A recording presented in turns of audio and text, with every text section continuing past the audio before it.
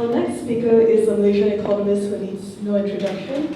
Dr. Jomo Sundaram is a senior fellow at the Khazanah Research Institute, visiting fellow at the Initiative for Policy Dialogue at Columbia University, and adjunct professor at the International Islamic University in Malaysia. Please welcome Dr. Jomo to deliver a special commentary on the book.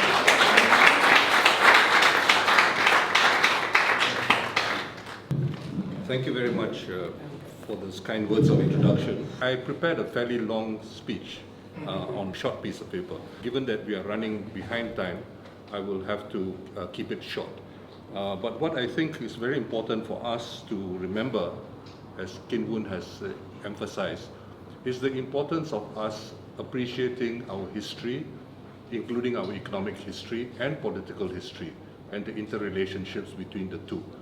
I think it's important for us to recognize that we have been living in a world where, unfortunately, at least in this country, there's very little appreciation and sense of history. And this is why I think it's especially important to look at the context in which Woon has made his important contribution. Now, let me emphasize that this year is the 150th anniversary of the Bangkok Treaty. Almost nobody talks about it. And the Bangkok Treaty was, of course, very, very transformative. It represented a new stage in British colonialism from the earlier stage, which involved, as everybody knows, the Strait settlements and control of trade. Bangkok Treaty basically opened up the transformation of production in this country. And the production involved initially tin mining, and of course later rubber, and subsequently, as we all know, oil palm and other very important products. This country is not insignificant. Just as a reference point, many people do not know that in the half decade after the end of World War II, colonial Malaya contributed 70% of the foreign exchange earnings of the entire British Empire. Britain had nothing. My father went to the so-called Victory Parade, and the Victory Parade had to be postponed because the basic infrastructure in London at that time was so basic, or had been destroyed by Nazi bombing. So I think it's important for us to recognize that we were really the most expensive jewel in the crown. Obviously, India was very, very important. India was very big, and certainly in an earlier period, India was certainly the jewel in the crown. But by the 20th century, it was really Malaya. We can thank a number of people, including somebody who probably never stepped foot in this country, Lee Dunjan, who wrote a book way back in the 1950s, and most recently, of course, Sultan Nazrin of Perak, who has reminded us of the importance of our economic history. Now, let me quickly fast forward to 1976. 1976 was personally very important, but also for the nation. In January 1976, Tun Razak passed away, and Tun Razak's passing was not insignificant in terms of what happened in terms of policy and what happened in terms of the politics of this country. Tun Razak's passing was followed by a virtual palace school.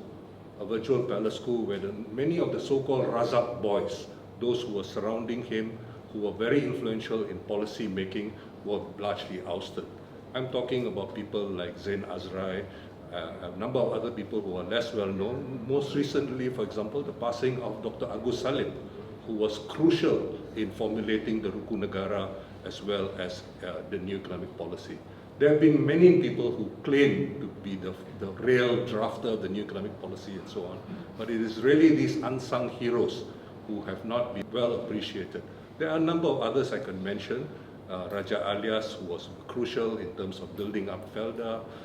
I think it's also important to mention that a lot of the planning was done by people like the late Tong Yao Hong, the late Rama Iyer, and a range of other people. And then there were other people who were very, very crucial. The late Rastam Hadi, for example, was crucial in creation of Petronas. Now you might think that is something which is fairly straightforward. But when you think about it, Petronas was created at the time Pertamina went down. Pertamina went bankrupt. Indonesian oil and gas rights were basically lost because of Pertamina. That's a very important story which needs to be rewritten. So I think it's very important for us to appreciate all this. And I would like to also mention that UKM, for me, joining UKM was also very important in 1976. My father had passed away a couple of years earlier. I had to make a decision as to where to work. It would be much easier to work in Penang. I was very comfortable. Tan Sri Augustine was there as professor of chemistry, and there were a number of other people. Ramli was there, and a whole host of other people. But in 1976, I met some young people, Tokin Woon, Ishak Shari, Halim Ali, Norani Osman, and a whole host of people. And earlier, in 1974, I had met Abdurrahman Ombong, who organized the first conference on the orientation of social science in this country. And so, it seemed to me that UKM was the more exciting place to be. Young, vibrant, open-minded, and willing to do things. Penang, as much as I love Penang, having been born there, was slightly out of the way and much easier to ignore. So I chose to go to UKM. It was challenging because my entire school education was in English, except for occasional Bahasa Kebangsaan classes. But basically, it was a decision I had made quite consciously, and I have no reasons to regret. One has to remember that there were many things going on in the world, demonstrations going on in the Western world, affecting students, including Malaysian students abroad. There was, of course, the Cultural Revolution in China, and the emphasis in many of these discourses on the role of class and so on and so forth. So this is why I was to write on class in 19, as I was writing my dissertation. But at the same time, I had some difficulties. I had difficulties mainly because nobody recognized class as a significant category for analytical purposes in this country at that time. So it was a bit uphill. And so what I did was to go to do economic history and try to rewrite it. And to be fair, I was not alone. The late Rajamurthy, for example, was somebody who helped me a lot. I was trying to contribute a little bit, and this was quite difficult. But at the same time, I had to recognize that the issues which people were struggling over, the key issues of that time, were issues of what were then known as national liberation. Okay, Vietnam, Cambodia, Laos, and in other parts of the world. In 1974, because my father had passed away, I didn't have very much money, but I was working and I earned a little bit of money, and I bought a film on Palestine, and I brought it back. I remember going to the UMNO Club in London, and everybody was shocked that the UMNO Club actually agreed to screen the film in Malaysia Hall, and we screened the film. So this was a very exciting time, indeed. But I needed to recognize that the struggle after over a decade was still primarily a struggle against imperialism. So what did that mean? What that meant was that I had to begin to rethink, as I was completing the work on class, I had to begin to look at the connections with the whole question of imperialism, with the question of colonialism, with the question of neo-colonialism. And that was a major challenge for me personally, but it was also a major challenge because, in a sense, it forced me to revise much of my thinking. Now, many of you might say, why the importance of colonialism and imperialism and so on? Well, it was 150 years ago. You already had people like Syed Jamaluddin al-Afghani writing about imperialism and the need for the Muslim world to respond to it. You had Dadabhai Nauroji, who was elected a member of the English Parliament, writing about drainage, about how India's wealth was being drained. Before British colonialism, India, together with China, accounted for about a quarter each of the world economy, 24-25% on each in both cases. By 1947, India accounted for 4% of the world economy. So this, I think, is important to put all this in context, because what has come up, for example, in the climate movement, so-called damage and losses, is not something in the abstract. it has its origins back then. It has its origins back then. So the wealth of the South, the wealth of the Third World was largely being extracted in various different ways. And there are all kinds of mechanisms. For example, one of the things I'm very concerned about is the so-called carbon border adjustment mechanism, which is a new form of protectionism. And Tan Sri Augustine knows very well what has happened in terms of the protectionism of the vegetable oil markets in Europe, where Malaysian oil, Indonesian oil is limited in terms of its access. So these are not issues of historical interest alone, although they have their roots in history. And we need to begin to recognize that a lot of rhetoric is essentially that, it's rhetoric. So when you talk about, for example, competition and monopoly, in the 1940s, there was a conservative British economist named Peter Bower, who wrote a book called The Rubber Industry. And that book basically showed that the British were playing double standards, helping the large plantation interests at the expense of the smallholders. And all this was shown, not by Malaysians, but it was shown by in this particular case, by a British economist who later on became an advisor to Margaret Thatcher, a major advisor to Margaret Thatcher. So I think it's important for us to recognize that all this was important, and that the whole discussion of imperialism and so on does not begin, for example, with John Hobson or Vladimir Ilyich Lenin and so on and so forth. It has its origins in the global South itself from a much earlier period. And so we need to begin to appreciate that the other big question is the very nature of our nations, of our post-colonial nations.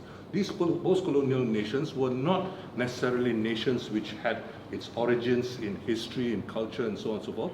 I'll understand, for example, one might argue that there are some continuities in some instances, but you take a country where this shirt comes from. This shirt comes from Ghana. And Ghana, historically, was further west, somewhere near what is Senegal today. But Kwame Nkrumah chose to name his country Ghana as a way of appreciating the significance of that nation. Likewise, if you take the word Malaysia, where does the word Malaysia come from? Who uses the word Malaysia first? Well, there are some users in botany and zoology, but the real popular use of the word Malaysia was by a man named Salgari, who was trying to inspire young Italians to belong, to feel a sense of belonging to the Italian nation. He wrote children's stories. He would read the Times of London in the museum in Torino. He would read the Times of London. He would read the stories of how Brooke was going up, first the Kuching River, and then second division, third division, up the Rejang River, fourth division, Baram River. He would read the stories, and he would read about the resistance, people like Rentap and so on and so forth. They were resisting this invasion. And this resistance, he lionized the people who were being, so he turned history upside down. He turned history upside down, and he basically began to write stories about a man whose name he created. Okay, the most important port in the whole of Borneo at that time was Sandakan. So he created a character named Sandokan. Pirati de Malaysia refers to people like Sandokan resisting the expansion of British conquest. Similarly, Tigre de Malaysia, Tiger of Malaysia. And at that time, who would have thought that Sarawak would become part of Malaysia? Okay? But the word was already being popularized by, of all people, Emiliano Salgari. So, and in the context of trying to so Garibaldi was uniting the Italian unification movement. People like Verdi, for those of you who are opera buffs, was writing the music which inspired a sense of nationhood, just like Beethoven before him.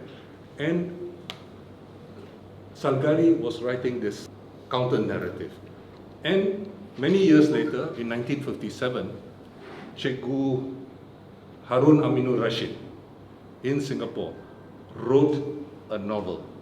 Okay, it's a novel. Okay, now some prominent historians claim it's history. It's not history. Cikgu Harun Aminur Rashid has a very, very interesting history of his own. Cikgu Harun was the understudy of a man named Cikgu Hadi. Hadi was from High School Melaka, had gone to teach in Sultan Idris Training College. He taught the history curriculum. So what did he do? He took Winstead, he took Wilkinson, he turned them on their head, and he wrote Sejarah Alam Melayu. First it was 2 volumes because there were only two terms in those years, Penggal 1, Penggal 2. And then later on he revised it, it became 3 volumes, Penggal 1, Penggal 2, Penggal 3. That's how history was written. But he basically rewrote history. I'm getting too digressive. This is what my children always scold me for doing, never sticking to the subject. But I think it's just important for us to recognize that these are important currents. So Cikgu Harun's story, the so-called Panglima Awang story, is where he basically suddenly makes up this story about this heroic figure, Panglima Awang. Who was Panglima Awang? It was based on a character named, later known as Enrique. Enrique was basically Enrique, basically captured by Magellan in the Battle of 1511 in Malacca. Taken by Enrique and then subsequently follows Magellan around the world. When Magellan is killed, he later manages to escape, and legend has it that he, depending on whose version of history you want to tell, Negeri Sembilan, there's somebody who claims that his grave is there. In Malacca, there are people who claim his grave is there. There are people in Maluku, because in Malay, in Jawi, MLK, Malacca, can also be read as Maluku. Okay, so there are people in Maluku who claim, and then there are people in Sumatra also who claim that he's buried there. The point is that, so who is the first person to circumnavigate the world? It is the slave, Enrique. And this, I think, is something which nobody talks about. So we have a young generation of people in Sultan Idris Training College who get inspired by Cikgu Hadi. Who are the students of Hadi and Harun? Who are these people? There are people like the late Cik Dat bin Abdullah, who just passed away, the chairman of the Communist Party of Malaya, the last chairman of the Communist Party of Malaya. They included Ghaffar Baba, former Deputy Prime Minister of this country, and a whole host of others, which I don't have time to get into right now. But the point is that they were inspired by a different understanding and appreciation of history, and we do not have a shared understanding of this appreciation. Together, they form something called Pekemang, okay, which is the Parti Kebangsaan Melayu Malaya in 1945. In 1946, the British come up with the Malayan Union. The Malayan Union was signed by all the rulers of the country. Of course, 3 of the rulers had already been replaced by the British, but all 9 of them signed.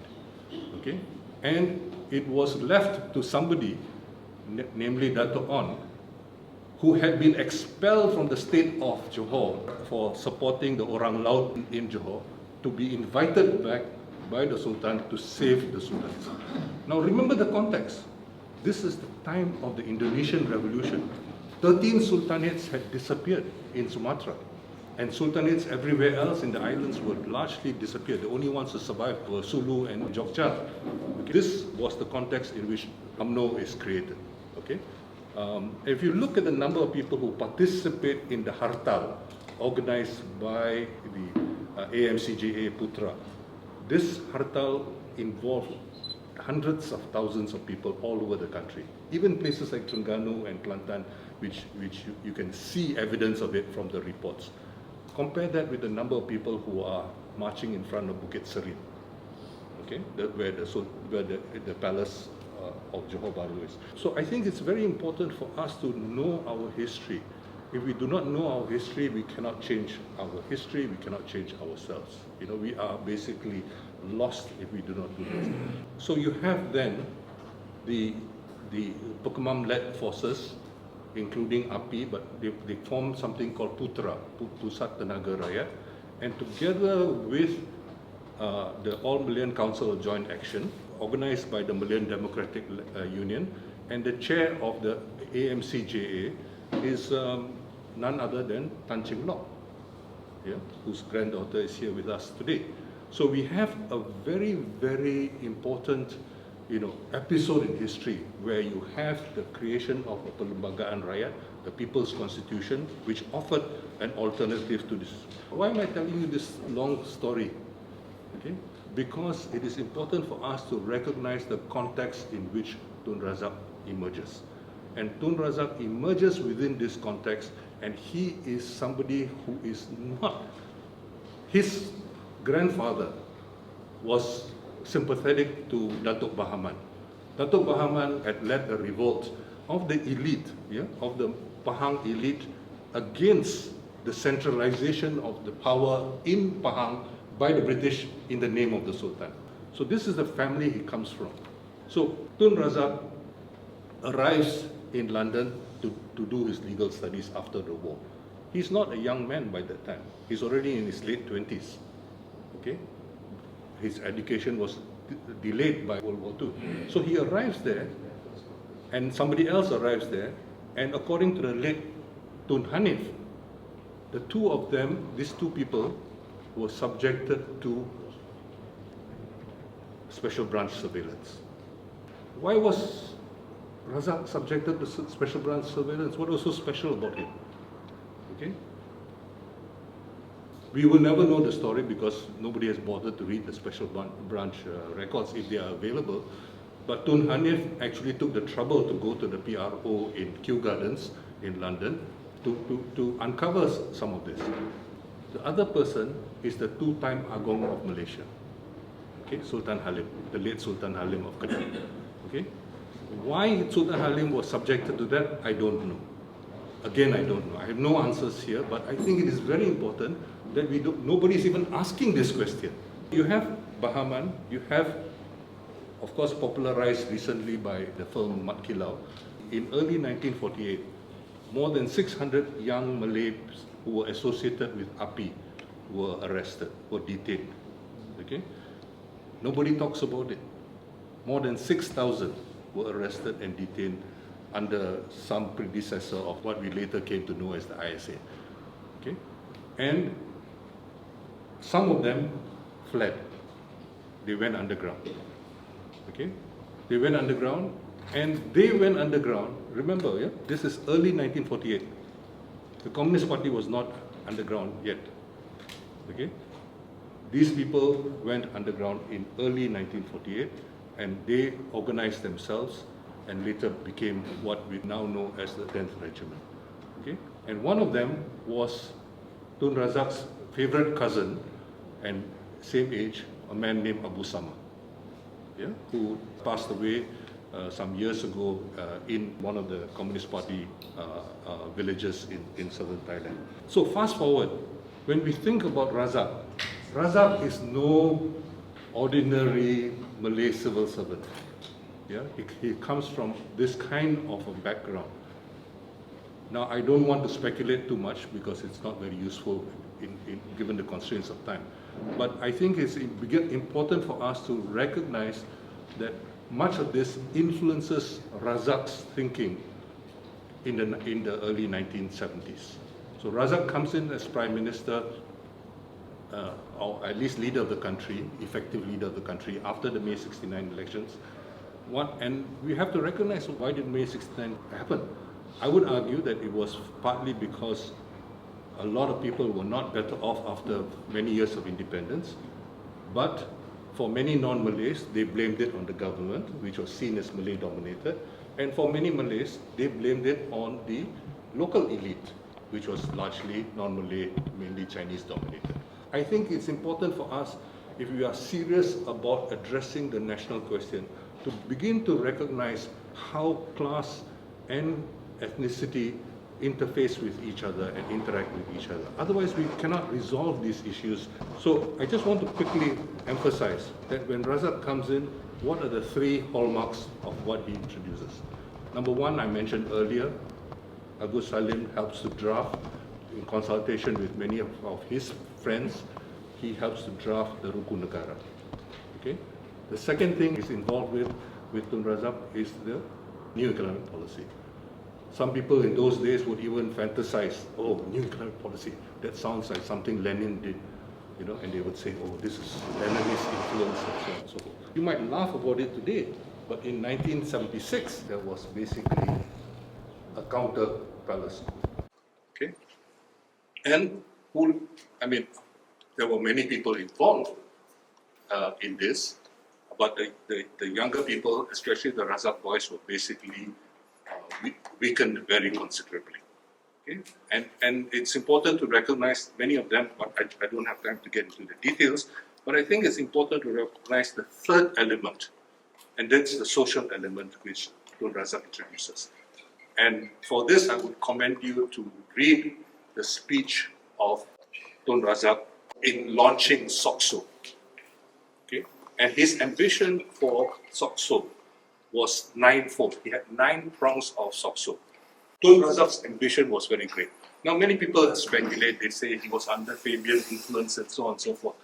Few people recognize that the Razak who goes to London, who's exposed to Fabianism, he is already a mature man, a mature young man who is formed by a particular type of anti-colonial sentiment in this country. This, I think, is very important, and why a lot of people understate and